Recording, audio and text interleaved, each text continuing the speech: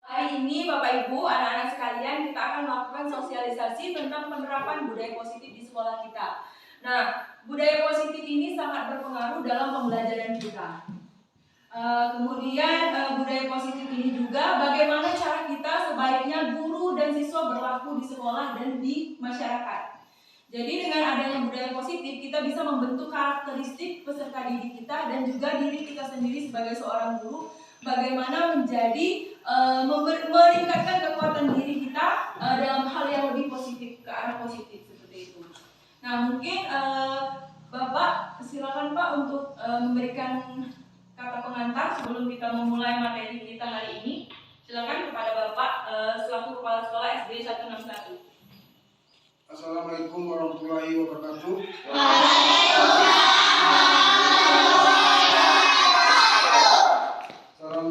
Selamat pagi, selamat sejahtera buat kita semua.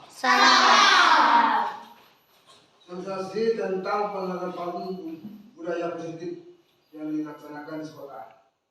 Jadi untuk solusi yang akan datang itu sesuai dengan budaya positifnya kita terapkan di sekolah kita ini dengan cara bersama-sama kepala sekolah, guru dan siswa berkontribusi yang sebaik-baik mungkin dalam melaksanakan budaya positifnya.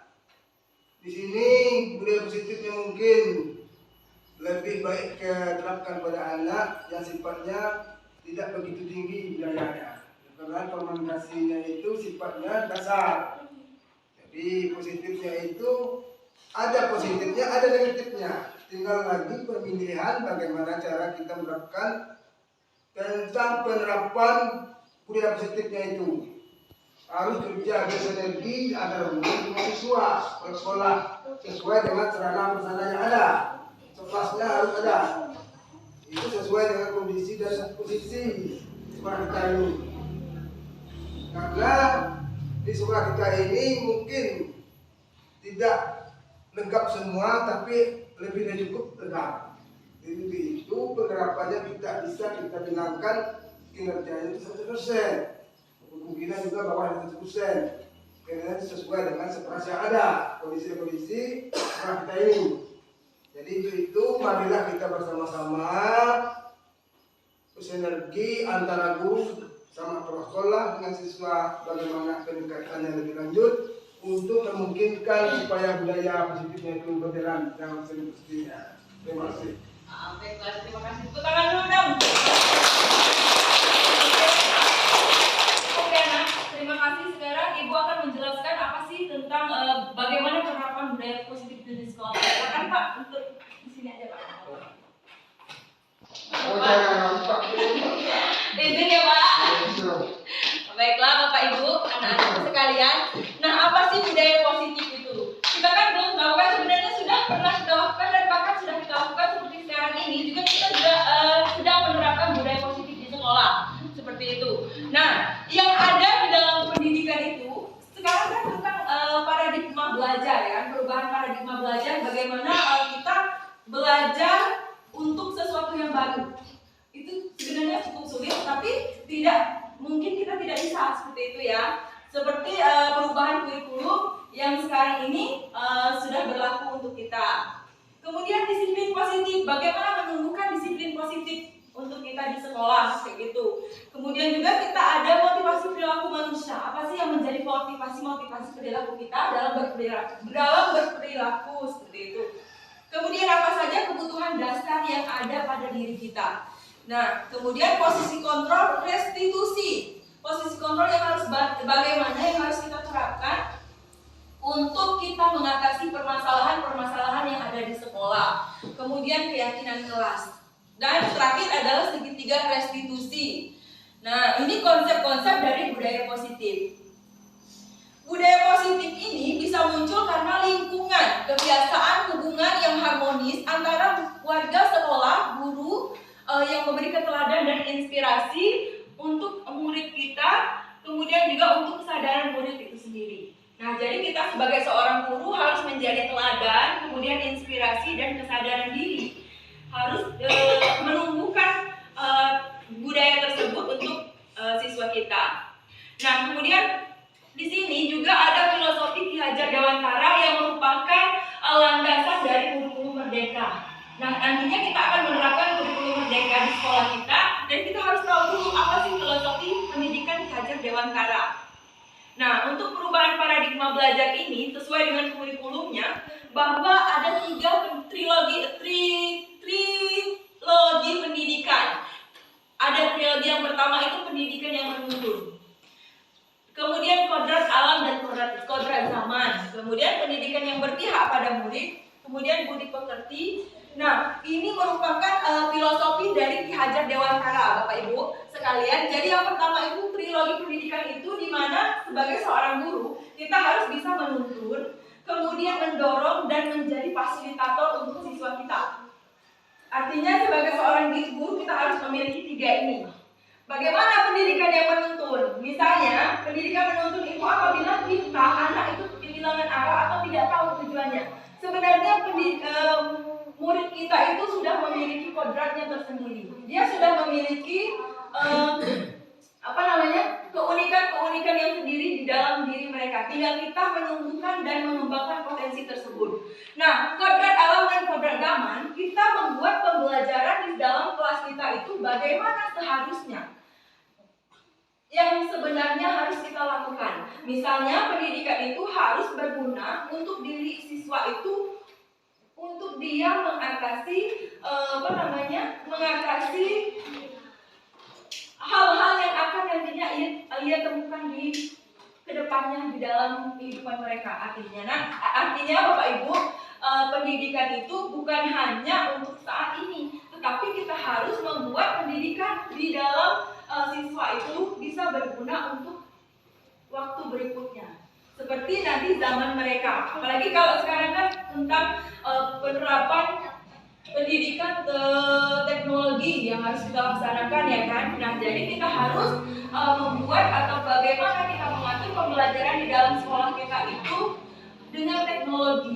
Walaupun dengan sederhana, tetapi pastinya kita pasti bisa. Kemudian bagaimana pendidikan yang berpihak pada murid. Nah, artinya pendidikan itu harus berpihak pada murid. Seluruh upaya yang kita laksanakan harus berpihak kepada murid kita. Jadi jangan sampai kita di depan menulis, tetapi siswa kita tidak mengerti apa yang kita tulis. Seperti itu ya Bapak Ibu ya. Kemudian selanjutnya adalah budi pekerti. Nah, penerapan untuk selanjutnya yaitu budaya pada penanaman budi pekerti siswa kita. Jadi apabila kita melakukan pendidikan, jangan hanya mentransfer ilmu saja, tetapi merubah perilaku siswa kita ke arah yang lebih positif. Seperti itu. Nah, kemudian disiplin positif merupakan upaya kontrol diri untuk mencapai nilai-nilai kebajikan dengan motivasi intrinsik sehingga terwujud profil pelajar Pancasila. Budaya positif bisa muncul karena lingkungan, kebiasaan, hubungan yang harmonis antara keluarga, sekolah, sosok guru yang memberikan teladan dan inspirasi, dan kesadaran murid itu sendiri. Menciptakan budaya positif sangat penting dilakukan agar murid memaknai sesuatu dari sudut pandang yang baik. Kemudian murid melaksanakan kewajiban atau peraturan sekolah dari kesadaran mereka sendiri, bukan atas ketakutan, tekanan, dan keterpaksaan. Jadi mereka itu disadarkan seperti itu. Jadi sebelum kita menyadarkan murid, kita harus sadar dulu bagaimana cara menerapkan budaya positif untuk sekolah kita, terutama di dalam kelas kita, Bapak Ibu ya. Nah, kemudian di sini ada motivasi perilaku kebutuhan manusia. Mengapa murid-murid banyak yang nakal? Mengapa murid-murid tidak disiplin? Kira-kira mengapa? Karena mereka belum paham. Kenapa kalian bisa tidak disiplin? Misalnya ketika masuk di kelas, ketika sudah belajar di kelas sering keluar masuk. Kenapa? Coba, karena kalian belum sadar bahwa keluar masuk kelas itu merupakan budaya yang negatif atau perilaku yang salah. Halo, perhatikan dulu ya. Nah, jadi ketika kalian nanti di kelas, harus menerapkan juga budaya positif dengan teman-teman kalian. Misalnya, kalau belajar tidak boleh mengganggu temannya. Kenapa tidak boleh mengganggu? Nah, kalian harus sadar dulu bahwa perilaku ini tidak baik untuk dilaksanakan, karena banyak sekali dampak negatifnya. Misalnya, kalian mengganggu teman kalian saat belajar. Nah, nanti teman kalian membalas kalian dengan pukulan. Artinya kan nanti ada bentrok atau permasalahan muncul kan. Jadi kalian harus tahu hal-hal yang boleh dilakukan yang memiliki dampak positif dan hal-hal yang tidak boleh dilakukan yang negatif. Nah, kemudian ada 5 kebutuhan dasar manusia, Bapak Ibu.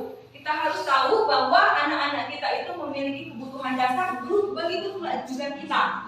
Yang pertama itu bertahan hidup. Jadi mereka itu melakukan sesuatu itu untuk bertahan hidup. Misalnya seperti kita kan makan, minum, itu merupakan cara untuk bertahan hidup. Tetapi mereka melakukan kebiasaan yang negatif, bisa jadi itu untuk mempertahankan diri mereka. Kemudian merasa diterima. Jadi keinginan selanjutnya adalah merasa diterima. Sedangkan kita juga sebagai seorang guru, kita masih ingin memiliki rasa ingin diterima. Kemudian rasa kebebasan, kesenangan, penguasaan atau kompetensi. Nah, Bapak Ibu sekalian, bila murid berperilaku buruk atau melanggar peraturan sehingga tindakannya tidak sesuai dengan nilai-nilai kebajikan, maka guru harus mencari tahu alasan yang mendasari tindakan tersebut. Kebutuhan apa yang belum terpenuhi dan bagaimana mengatasi siswa yang bermasalah. Kemudian analisa kebutuhan dasar yang belum terpenuhi, kemudian setelah itu cari solusi yang baik atau yang positif. Kemudian bila kebutuhan dasar terpenuhi, motivasi akan meningkat untuk mencapai prestasi. Sangat penting untuk memunculkan motivasi intrinsik atau dari dalam diri siswa tersebut. Jadi kalau misalnya kita sudah memenuhi kebutuhan dari murid kita, otomatis mereka akan dengan senang hati menerima pelajaran yang kita ajarkan di kelas. Seperti itu Bapak Ibu. Kemudian apakah memberikan hukuman itu perlu? Menurut Bapak Ibu, apakah memberikan hukuman itu perlu sih dalam pelaksanaan pembelajaran atau mengatasi siswa-siswa yang bermasalah? Nah, kemudian apakah penghargaan itu penting? Kita kan sering kan bisa memberikan hadiah. Nah, kemudian Bapak Ibu, di sini ada 5 posisi restitusi atau posisi kontrol. Nah, yang ini yang saya tanyakan yang pertama tadi. Yang pertama itu menghukum. Apakah hukuman itu penting atau perlu kita laksanakan? Misal kita bertemu dengan siswa yang bermasalah. Contohnya kayak kemarin dia Hilman. Nah, kira-kira bisa nggak kita, menurut Bapak Ibu, apakah mereka akan jerah ketika kita menerapkan hukuman? Belum tentu ya kan? Maka semakin lama mereka akan mengulang kembali. Nah, bahwa penghukum ini, posisi kontrol ini, cara kita mengatasi siswa yang bermasalah ini yang paling lemah atau yang paling terakhir yang kita lakukan. Atau sebaiknya tidak kita lakukan penghukum. Kenapa demikian? Karena akan membuat jiwa siswa kita itu kembali membelujak kayak gitu. Artinya mereka itu tidak ada efek jerahnya, Bapak Ibu. Jadi ketika kita melakukan hukuman kepada anak kita di rumah, misalnya kepada siswa kita, maka mereka tidak akan, mungkin saat itu mereka akan berhenti. Tetapi ketika selanjutnya mereka akan mengulangi kembali. Kemudian yang posisi kontrol kedua membuat mereka merasa bersalah. Misal nih, saat mereka melakukan kesalahan, misal kita bisa menyebutkan, "Nak, kenapa nak kamu melakukan itu? Kamu tahu nggak? Kalau kamu melakukan itu, ibu bisa disalahin sama kepala sekolah," misalnya seperti itu. Itu merupakan kalimat-kalimat yang digunakan dalam kita posisi kontrol kita membuat merasa bersalah, siswa itu merasa bersalah. Akan tetapi Bapak Ibu, ketika mereka merasa bersalah, mungkin saat itu juga mereka hanya merasa bersalah. Kemudian berikutnya siswa kita akan lanjut kembali dengan kebiasaan-kebiasaan yang mereka lakukan. Nah, artinya sangat penting untuk menanamkan budaya positif di dalam kelas kita, terutama di sekolah kita. Kemudian posisi kontrol lagi sebagai teman, misal ya ini, "Oh, kamu jangan lagi ya ada masuk sekolah. Kalau kamu udah masuk sekolah nanti ibu sedih." Nah, itu merupakan posisi kontrol. Sering kita laksanakan ya kan, Bapak Ibu. Tetapi itu juga tidak terlalu bagus atau terlalu efektif untuk kita mengatasi permasalahan dengan siswa-siswa yang bermasalah. Coba deh misalnya kita lakukan sama Hilman, mungkin dia pasti ketawa-ketawa, pasti menganggap bahwa kita sayang sama mereka kan, atau mengiyakan atau membaikkan perilaku tersebut. Padahal kan kita berusaha untuk membuat mereka sadar, tetapi itu belum efektif. Kemudian selanjutnya pemantau.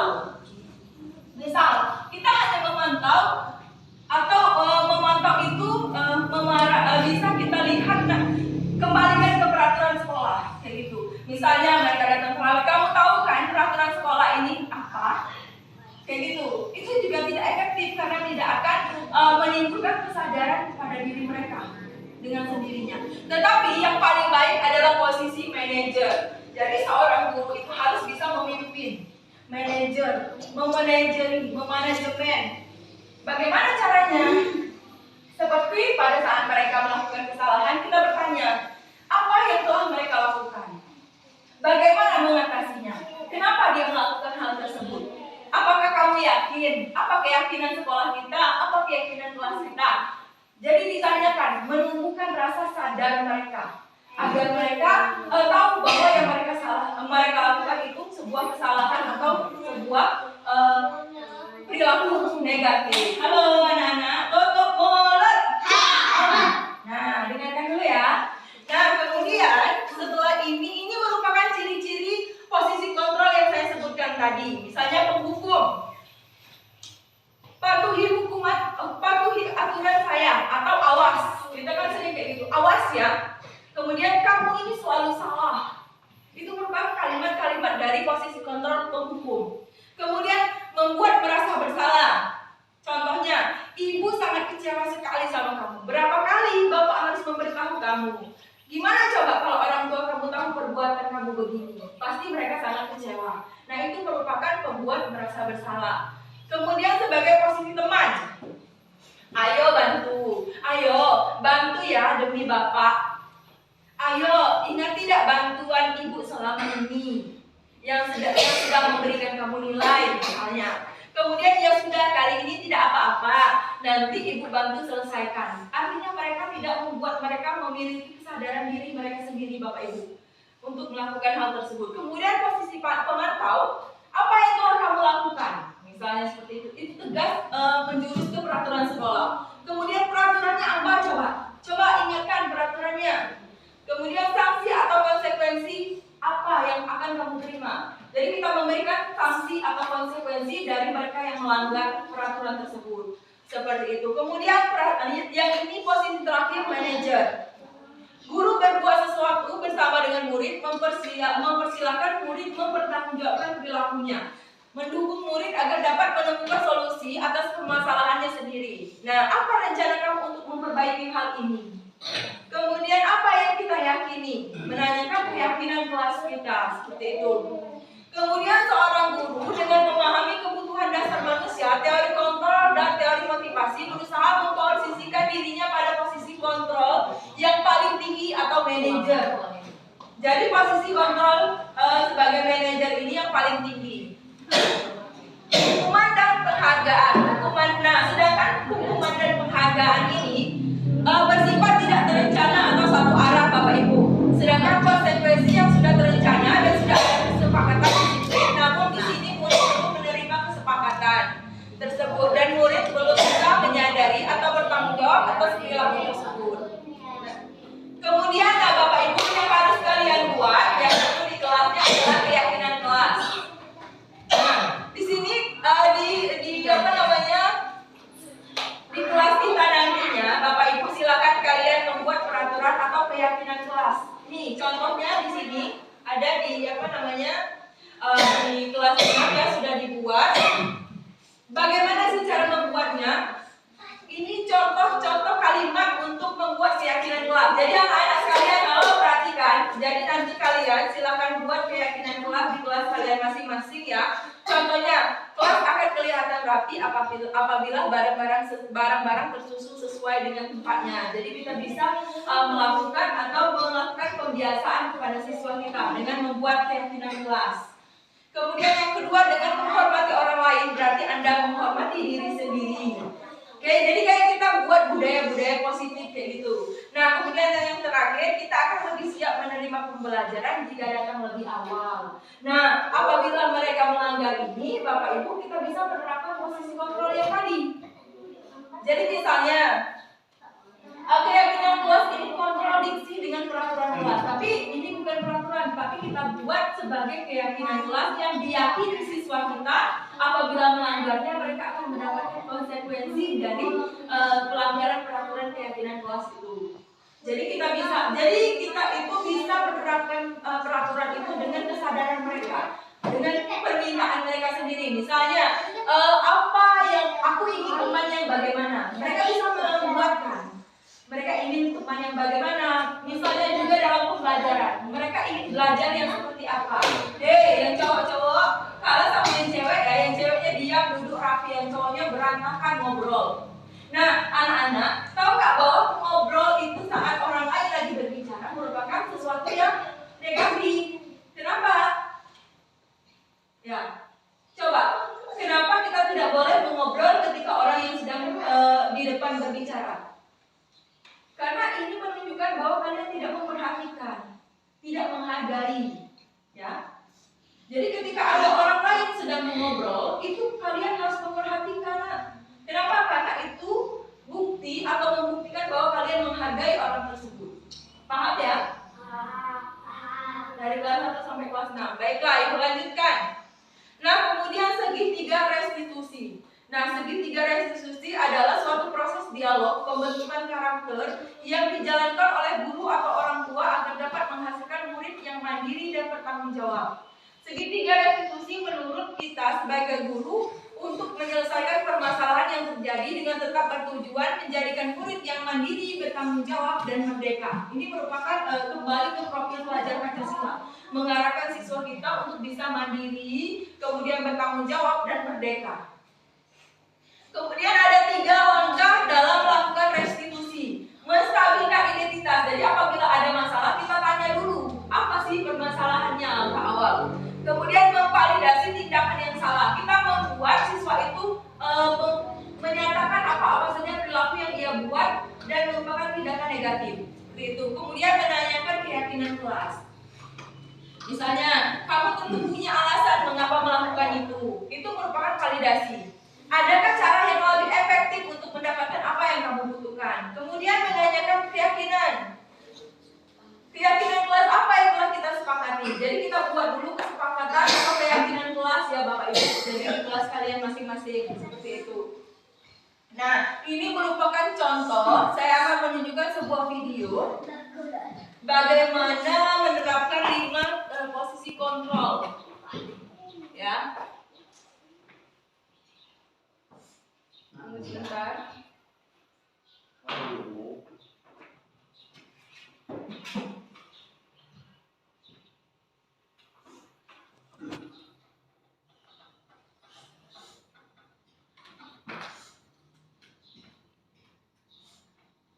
Ini Bapak Ibu ya.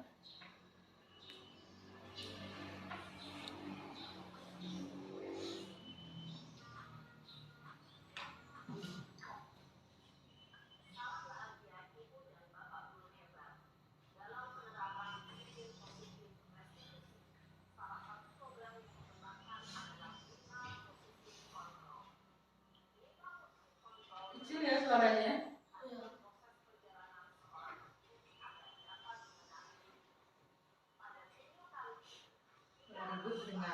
Ini contoh penerapan dari 5 posisi kontrol.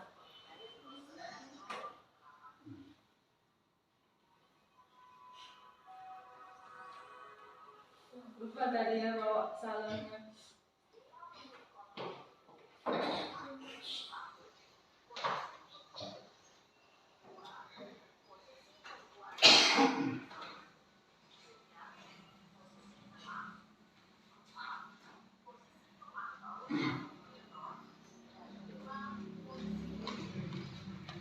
Dilihatin materinya nak ya, oke sip. Dilihatin nak ke sini nak. Dulu.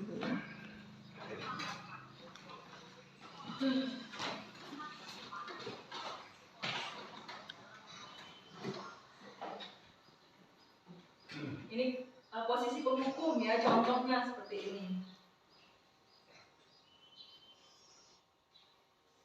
Ini misal ada siswa yang lagi terlambat.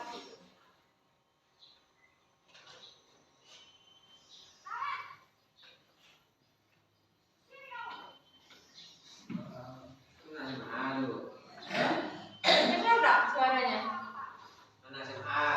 Ya, ini tapi contoh ini kan kayak terlambat kan itu tidak cuma anak SMA. Kita juga di sekolah di SD kan sering ada siswa yang terlambat ketika upacara.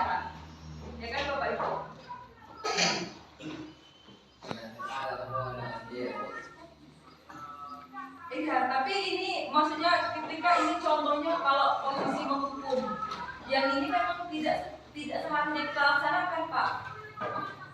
Yang seharusnya kita laksanakan itu ketika kita menjadi manajer seperti itu. Ini tidak harus kita laksanakan, memang tidak boleh, karena menghukum itu membuat siswa itu merasa dirinya selalu salah, kemudian tidak percaya diri, kemudian tidak ada efek jerah.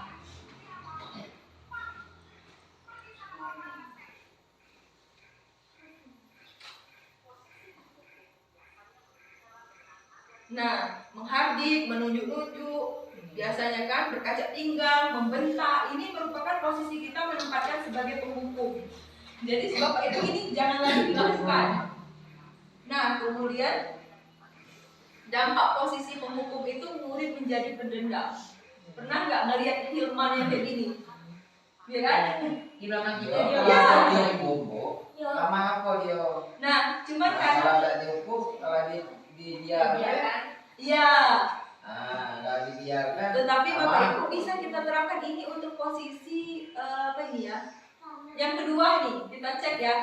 Jadi maksud saya, ketika kita sudah menerapkan posisi penghukum tidak berhasil, kita tingkatkan ke posisi yang kedua. Kemudian kita tingkatkan lagi. Nah, ini membuat merasa bersalah. Ketika ini pernah nggak kita terapkan? Mungkin pernah ya, cuma belum terlalu. Efeknya kan tidak membuat jerah juga. Ketika sesuatu itu tidak berhasil, maka tingkatkan posisi kita menjadi posisi kontrol yang ketiga sebagai teman. Kalau zaman dulu Bu ikut. Berarti ini yang kedua nih. Iya, yang kedua ini membuat merasa bersalah. Makanya gini Bu, anak-anak tuh melawan sama guru. Kalau dulu begitu dia kan. Kalau dulu, Makanya anak ini Kalau bodoh. dulu itu tidak Tuhan sekarang. Kalau anak itu banyak yang bodoh Bu. nah nanti Bapak Ibu ya, kita nanti ada sesi diskusi ya, kita tanya jawab ya. Kita lihat dulu contoh-contohnya. Oke? Nah, ini posisi kontrol yang membuat merasa bersalah. Kayak gini terus, bisa jantungan. Kayak gitu kan, ditegur kepala sekolah. Jadi mereka itu merasa bersalah, tapi tidak efektif saat itu aja. Habis itu bikin lagi Iya.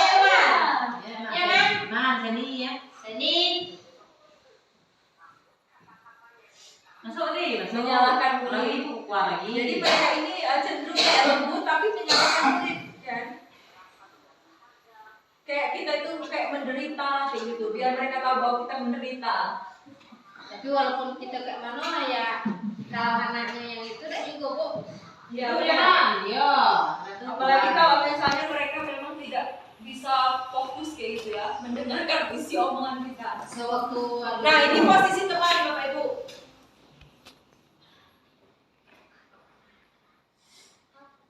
Ini udah ada salon kecil gitu. Ini lebih kayak ke santai kayak gitu. aduh. Aduh. Tuh kan kayak santai gitu.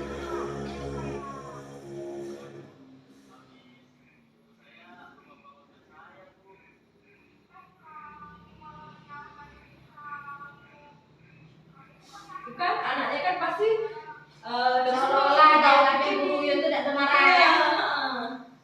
Nyaman. Padahal di bawah senyum kan. Padahal sebenarnya kita itu lagi kesel kan?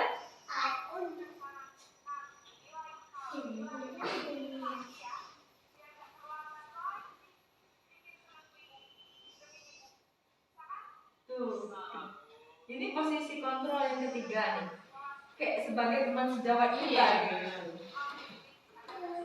Tapi kalau posisinya kayak Hilman tambah melunjak ya kan?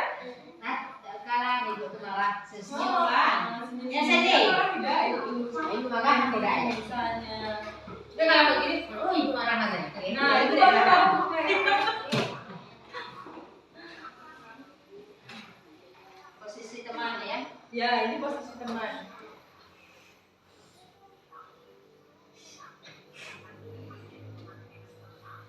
Bukan dari dalam diri, bahwa kita yang mendorong mereka kan. Nah, kita itu membuat mereka itu dari dalam diri mereka menyadari kesalahan mereka sendiri, Bapak Ibu. Niat kita kan baik sebenarnya. Ya, Sebenarnya tujuan kita biar mereka berlaku positif. Nah, sekarang yang keempat, posisi pemantau atau monitor.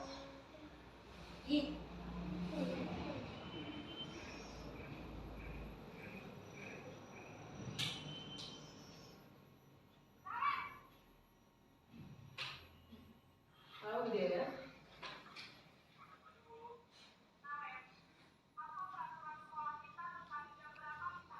Ini berpacu kepada peraturan-peraturan sekolah Yang ada ya.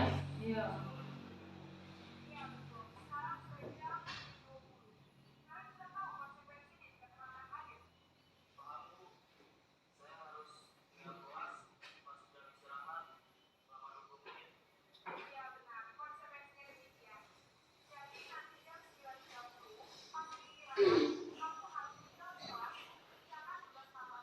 Jadi dia ada Oh, berarti bukan hukuman ya, konsekuensi Satu sanksi kayak gitu ya. ya 1 jam pelajaran tinggal, tapi setelah masuk bikin tugas. Ini yang keempat Bapak Ibu, bisa kita coba. Misalnya mereka memang tidak bisa dari posisi kontrol yang ketiga tadi, itu lebih baik untuk dilaksanakan yang ini seperti itu. Tapi yang paling bagus itu posisi manajer. Ketika mereka ada masalah atau permasalahan yang kita hadapi di sekolah atau di kelas, ini posisi manajer. Kita tuh harus sebenarnya kita tuh harus berkeluarannya ke sini. Cuma sulit untuk siswa yang memang tidak paham apa yang kita jelaskan atau mengerti dari ucapan kita, ya kan? Bisa dibilang kayak bebel. Kali ini Ilman, kali ini Karen, Nih, kali ini Sandy. Benar. Ilman, nah jadi ini menjelaskan dulu, memvalidasi ini dari pertama ini memvalidasi. Nah ini kemudian keyakinan, menanyakan keyakinan sekolah itu apa? Kayak sama kayak menanyakan peraturan kan? Tapi lebih ke keyakinan.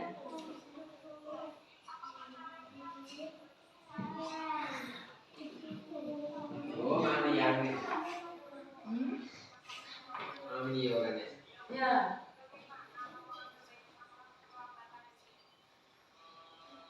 Nah jadi Bapak Ibu kita Jadi sebenarnya dia berpikir. mereka tuh memikirkan apa sih yang bisa dia laksanakan ketika dia sudah membuat kesalahan gitu. Ya, kalau anak bisa atau dewasa aja tuh so. Kalau ini ya, Sebenarnya sudah tak kemarin sudah kita ini ya sama dengan Yumin sudah kita terapkan pada Hilman, pada siapa kemarin Kak? Pada Dipa ya. Itu yang kemarin yang saya terapkan itu posisi manajer itu. Manajer itu. Iya, kayak nanyakan apa yang kamu ini, apa yang kamu lakukan, bagaimana kamu mengatasinya. Tidak tahu Bu katanya. Jadi saya dulu Kalau seandainya tidur di posisi dia kayak mana? bakalan sakit Bu. Itu kan sebenarnya Iya. hal yang sederhana, tetapi itu contoh manajer sebenarnya yang sudah diterapkan. Kayak kita tahu, oh berarti apa yang harus dilakukan ketika kamu sudah melakukan itu? Oh berarti minta maaf Bu. Nah maukah kamu minta maaf? Mau Bu. Kemarin dan kemarin sama Lima kemarin ada nggak di bawah sama ada Bu? Berarti kan lanjut. Artinya kita harus bisa menerapkan posisi manajer ini. Sebenarnya Bapak Ibu, ketika kita menerapkan posisi manajer, kita tuh tidak sakit hati loh, mengurangi beban kita sebagai penanggung jawab murid kita di sekolah. Kemarin itu contohnya sudah diterapkan sama Dipa Pak. Iya Dipa. Ya, Dipa ya. Kemarin dia sudah menggigit Hilman karena bersalah sama dia. Cuma kemarin kita terapkan, aku tuh sebenarnya mengetes kemarin apakah bisa berhasil posisi manajer. Ternyata alhamdulillah memang berhasil. Kita membuat mereka ini menyadari dari dalam diri mereka sendiri. Misal nih, nah kira-kira kalau kamu ngobrol di kelas salah apa benar? Salah. Kenapa? Ada nggak yang tahu kira-kira? Kenapa Karena di ketika di dalam kelas itu tidak boleh ngobrol? Kenapa? Tugas kita di kelas apa? Nah, apa tugas di kelas? Belajar. Bahwa kita bukan ngobrol tetapi belajar. Nah, untuk kelas 6, kelas 4, 5, 6, kalian itu sebagai contoh. Nah, jadi posisikan diri kalian sebagai contoh untuk adik-adik kalian kelas 1, kelas 2, Ngobrol. kelas 3. Ngobrol muka di rumah. Kalau di sekolah kerja. Nah, tuh kalau ngobrol itu saat-saat tertentu. Misalnya lagi diskusi kita bisa ngobrol tetapi terkait dengan materi pelajaran kita. Seperti itu. Nah, itu Bapak Ibu ya. Jadi itu merupakan budaya-budaya positif yang harus kita terapkan di sekolah. Kita bisa menerapkan keyakinan kelas dulu kita buat. Iya gigit.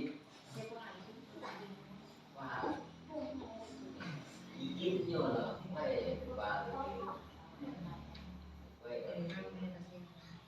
Mau dengan apa? Ya tahu. Apa lebih? Baiklah Bapak Ibu sekalian, kira-kira sampai di sini ada yang bisa kita diskusikan bersama. Misalnya tadi mengatasi permasalahan atau kesulitan. Jadi yang pertama itu sebaiknya di kelas kita membuat suatu keyakinan kelas gitu ya. Bisa kita buat kayak di kertas aja, di kertas ditempelin kayak gini kan bisa. Misalnya kertasnya kertas mereka sendiri, untuk mereka tapi ditempelin. Hal-hal yang mereka yakini yang baik di dalam kelas itu seperti apa. Misal yang tadi, misalnya di kelas kita tidak boleh saling mengganggu temannya saat belajar seperti itu. Nah, jadi ketika mereka melakukan atau melanggar kesepakatan atau keyakinan kelas tersebut, kita bisa menerapkan posisi manajer di diri kita. Artinya itu merupakan tujuan dari kurikulum merdeka ini. Kita kan nggak tahu kan bagaimana penerapannya. Sebenarnya filosofi Ki Hajar Dewantara itu kita harus menjadi penuntun bagi siswa kita untuk mendapatkan jalan yang benar-benar sesuai dengan potensi yang ada dalam diri mereka. Jangan sampai misal kita kan sering siswa itu menuntut siswa itu harus bisa semuanya. Tapi pada kurikulum merdeka itu enggak. Kita bisa membangun kompetensi atau potensi yang ada dalam dirinya. Misal Anissa belum tentu menguasai matematika, IPA, bahasa Indonesia, semua pelajaran belum tentu. Tapi bagaimana kita mengembangkan, kita mencari bakat yang tersembunyi atau bakat yang memang sudah ada dalam diri mereka ditumbuhkan. Jadi kalau misalnya ini ahli matematika, kita buat ini ahli bahasa Indonesia, ini ahli seperti itu. Jadi kita itu menuntut mereka mendapatkan hal yang paling tinggi dari diri mereka. Itu Bapak Ibu ya. Nah, iya, jadi kita yang di samping menumbuhkan pengetahuan mereka, kita juga menumbuhkan karakter mereka. Sebenarnya kata Bapak Ki Hajar Dewantara, mereka ini adalah ladang dan kita sebagai petaninya.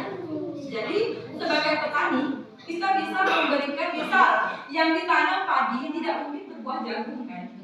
Tetapi ketika kita menanam padi, maka berikan perilaku yang paling sempurna kepada padi tersebut. Misalnya padi tersebut ketika kita tidak berikan pupuk, maka dia tidak akan tumbuh dengan sempurna.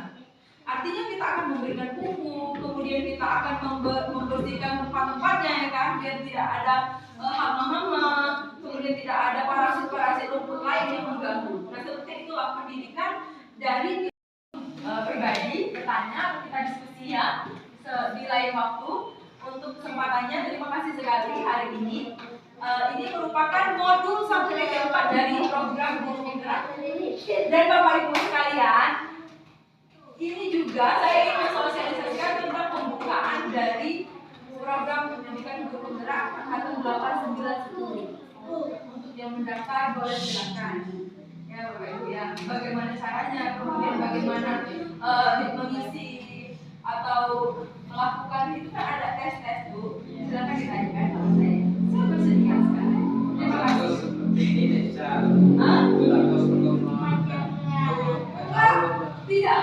Tidak harus PNS ataupun honor. Enggak selesai, udah cukup nih. Tidak cukup ini. Dan cukup. Karena apa? Banyak pikiran, Bu. Untuk kebutuhan ya. Oke, mungkin nanti ada Kalau kesempatan. kamu dengan prinsip Ibu itu yang dipikirkan. Oke, nggak apa-apa. Kita berarti kayak gini aja. Kan saya sudah dapat jadi saya akan Berbagi. Bapak Ibu semuanya ya. Pak Pur ya. Silakan Pak